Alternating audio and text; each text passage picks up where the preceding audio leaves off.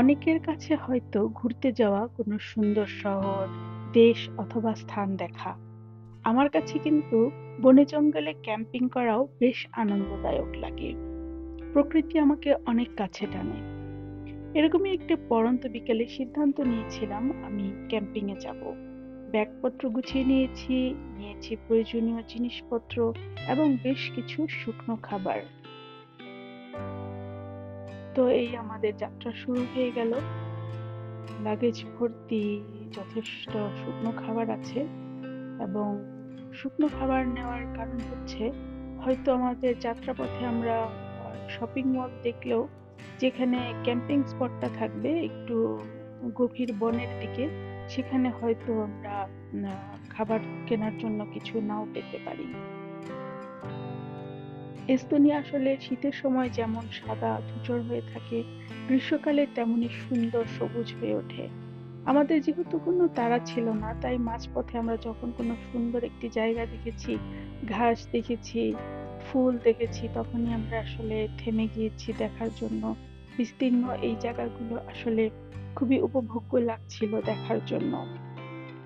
আর আমরা সেই ক্যাম্পিং স্পটে পৌঁছে গেছি, তুন্দ্রে ইয়ার্ভ। এখানে লেখা আছে, এখানে কিছু নিয়ম কানুন লেখা আছে, কি কি পাওয়া যাবে সেটা লেখা আছে। আর এটা হচ্ছে সেই ক্যাম্পিং স্পট। এটা একটা বিস্তীর্ণ এলাকা নিয়ে আছে। ওই ছোট্ট ঘরটি দেখা যাচ্ছে, সেটি হচ্ছে টয়লেট। খুবই সুন্দর ছিল, পরিষ্কার এবং হাইজিন মেনটেন করা। টয়লেট পেপার দেওয়া, গাড়ি রাখার এই স্পটটিও খুব সুন্দর ছিল, কাছে ছিল। আর এই যে এই ঘরটি, সেটি হচ্ছে মূলত একটি ডাইনিং স্পেসের মতো ব্যবহার হয়, যেখানে মানুষ খাবার খেতে পারে অথবা বসে রেস্ট নিতে পারে।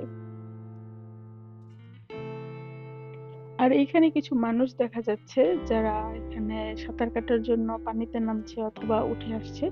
আর এখানে যে নির্দেশনা দেওয়া ছিল সেখানে লেখা আছে যে এখানে কয়জন মানুষ ক্যাম্পিং করতে পারবে, রাতে থাকতে পারবে, কয়টা টেন্ট বসানো যাবে। তাহলে আমরা যেহেতু পরে এসেছি, তারা আগে ছিল, তাহলে আমরা তাদের জিজ্ঞেস করে নিলাম যে তারা এখানে রাতে থাকবে কিনা অথবা কতক্ষণ আছে। তারা আমাদের জানালো যে তারা বেশিক্ষণ নেই, তারা সাঁতার কাটিয়ে চলে যাবে। তাহলে আমাদের সিদ্ধান্ত মতো আমরা যে ডিসিশন নিয়েছি, তাহলে সেখানেই আমরা থাকবো বলেই ঠিক করলাম। আর একটু ভেতরের দিকে বনের ভিতরে গিয়ে দেখছি যে এখানে তেমন কোনো সমতল জায়গা পাওয়া যায় কিনা যেখানে আমরা টেন্টটা পাততে পারি। তো আসলে এই জঙ্গলটা নিরাপদ। আর এস্তোনিয়াতে সাপ নেই। আমি একটু শিয়ালের ভয় পাই। আবার এখানে নাকি ভালুকও আছে। তাই আসলে এই ভেতরের দিকে টেন্ট পাতাটা আমি বেশি নিরাপদ মনে করি না। তাহলে আমরা আসলে চিন্তা করলাম যে সামনের দিকে যখন এসেছি, যে জায়গাটা ছিল সেটাই আসলে টেন্ট পাতলে রাতে থাকলে নিরাপদ হবে। সেটাই বুদ্ধিমানের কাজ হবে।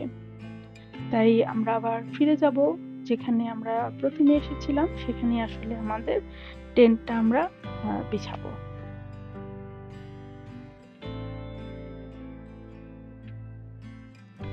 এখন আমার ইচ্ছে করলো এক কাপ কফি খাওয়ার জন্য।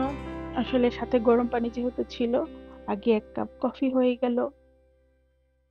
কফির পরে এই যে গাছের নিচে যে সমতল জায়গা, এখানেই সিদ্ধান্ত নিলাম আমরা টেন্ট পাতবো। তো টেন্ট গোছানোর কাজটা আগেই শুরু করে দিলাম। তো টেন্টটা প্রায় বেছানো শেষ। গাড়ির ভেতর থেকে আমাদের জিনিসপত্র নিয়ে এসেছি। আমার তো খুব খুশি লাগছে, টেন্টটা পাতা হয়ে যাচ্ছে। আহ, তো এই যে হচ্ছে আমাদের ফাইনাল লুক আমাদের টেন্টের। আর মোটামুটি সুন্দরই লাগছে, রোদ ছিল তখনও, ভালোই লাগছে। তো এখন হচ্ছে আসলে আমরা মাছ ধরার আমাদের প্ল্যান।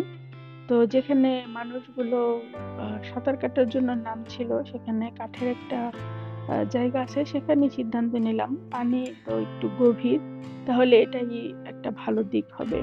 তো বড়শি আসলে ফেলে দিয়েছি মাছ ধরার জন্য। তো এখন হচ্ছে প্রতীক্ষার প্রহর গোনা যে কখন মাছ আসবে। অনেকক্ষণই অপেক্ষা করছি, তো মাছ কিন্তু উঠছে না। যদিও মাছ উঠছে না, তবুও এই প্রকৃতির এই পরিবেশটা, শান্ত পরিবেশটা আমার কাছে খুবই ভালো লাগছে। দূরে দেখলাম একটি মেয়ে, সে নৌকা বাইতে যাচ্ছে। তো আমাকে দেখে আসলে সে হাই দিয়েছিল। কিন্তু আমাদের সাথে কোনো কথা বিনিময় হয়নি। কারণ এখানে একটা ভাষার সীমাবদ্ধতা আছে, অথবা সে দেখেছে আমি মাছ ধরছি তাই আমাকে কিছু বলেনি। তো ভালো লাগছিল। আর এই যে পানিতে গাছের প্রতিচ্ছবি, এই নীরবতা আসলে আমার খুব ভালো লাগছিল। যদিও আমি মাছের জন্য একটু মন খারাপ হচ্ছিল, মাছ উঠছে না। কারণ আমাদের প্ল্যান ছিল আমাদের খিচুড়ি রান্না করা হচ্ছে, যে মাছ দিয়ে আমরা মাছ ভাজা খিচুড়ি খাবো।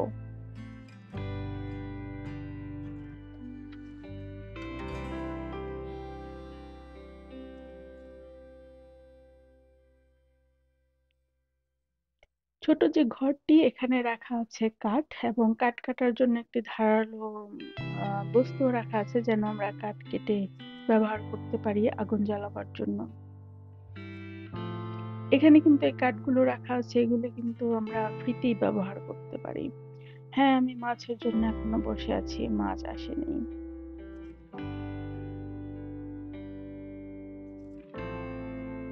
ও, ফাইনালি একটা মাছ ধরা পড়েছে, ছোট একটি মাছ। কিন্তু আসলে আমাদের ইচ্ছা আর একটু বড় মাছ ধরবো, তাই আসলে চেষ্টার কমতি নেই। তো ইতিমধ্যে কিছু মাছ পেয়েছি, সেগুলোকে বাঁচিয়ে রাখার জন্য আমি আপ্রাণ চেষ্টা করেছি। তাদের আবার কিছু রুটিও খেতে দিয়েছি। তো দেখা যাক ওরা কতক্ষণ বেঁচে থাকে।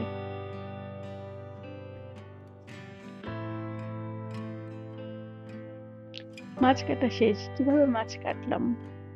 তো আসলে আমার কাছে কাগজ কাটার সিজার্স আর বাটারের ছুরি ছিল। এটাই ছিল, যা ছিল তাই নিয়ে আসলে ঝাঁপিয়ে পড়েছি। এটা দিয়ে আমাকে মাছ কাটতে হবে, আমার আর কিছু করার ছিল না। আমি আসলে মাছ তেমন ভালো কাটতে পারি না। আমি আপ্রাণ চেষ্টা করেছি যেন মাছটা সুন্দর করে পরিষ্কার হয়, অথবা সঠিক নিয়মে কাটা হয়। কারণ এত শখ করে খিচুড়ি আর মাছ ভাজা খাবো, ঠিক মতো মাছ না কাটলে কেমন হয়?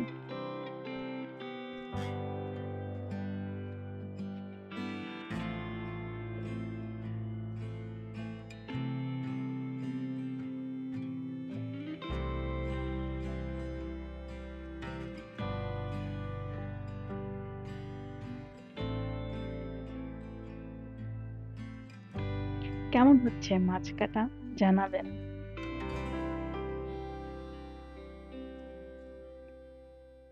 মাছ কাটা শেষ। এখন আমি আসলে বাসা থেকে লবণ, মরিচ, হলুদ সবকিছু মিশিয়ে নিয়ে এসেছিলাম। তেল ছিল সাথে।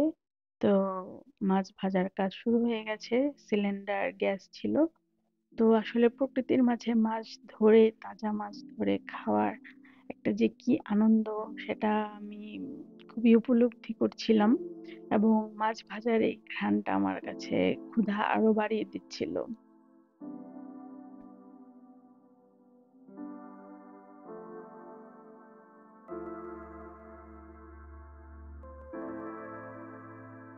মাছ ভাজার গন্ধে সবার পেট চো চো করছে।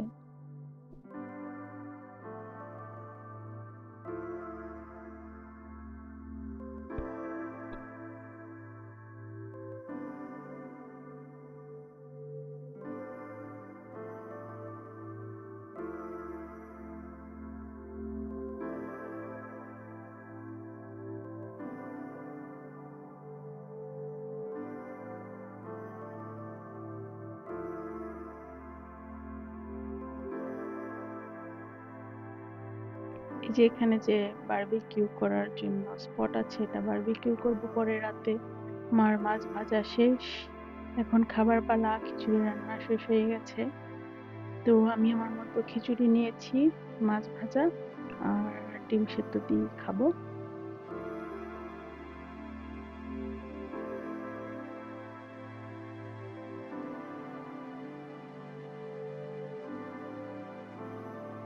খাওয়ার পরে আমাদের আসলে পরবর্তী দিনের প্ল্যান ছিল ক্যানোয়িং করা।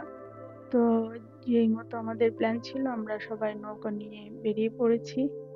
এবং আসলে কেউ মনে হয় ভালো সাঁতার পারে না, আর নৌকা চালাতে পারে না, তবু আমরা চেষ্টা করেছি। তো আসলে চালাতে, চালাতে ক্লান্ত হয়ে গেছি। আর আমাদের রাতের যে প্ল্যান ছিল আমরা বারবিকিউ করব, সেই বারবিকিউটা শুরু করে দিয়েছি। যদিও রোদ ছিল, আসলে সন্ধ্যা হয়ে গেছে তখনও। বারবিকিউ হচ্ছে। আঁচটা একটু বেশি হয়ে গিয়েছিল, এজন্য একটু পুড়ে গিয়েছে। তবুও আমরা সবাই আসলে খারাপ হলেও তৃপ্তি নিয়েই খেয়েছি।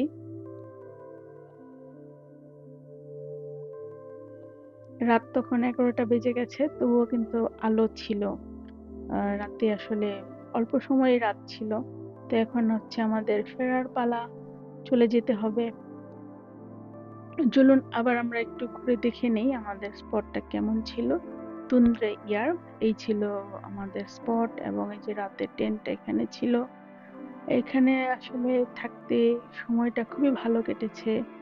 এখানে আসলে আমি ভাষায় প্রকাশ করতে পারবো না কতটা সুন্দর একটা অভিজ্ঞতা ছিল।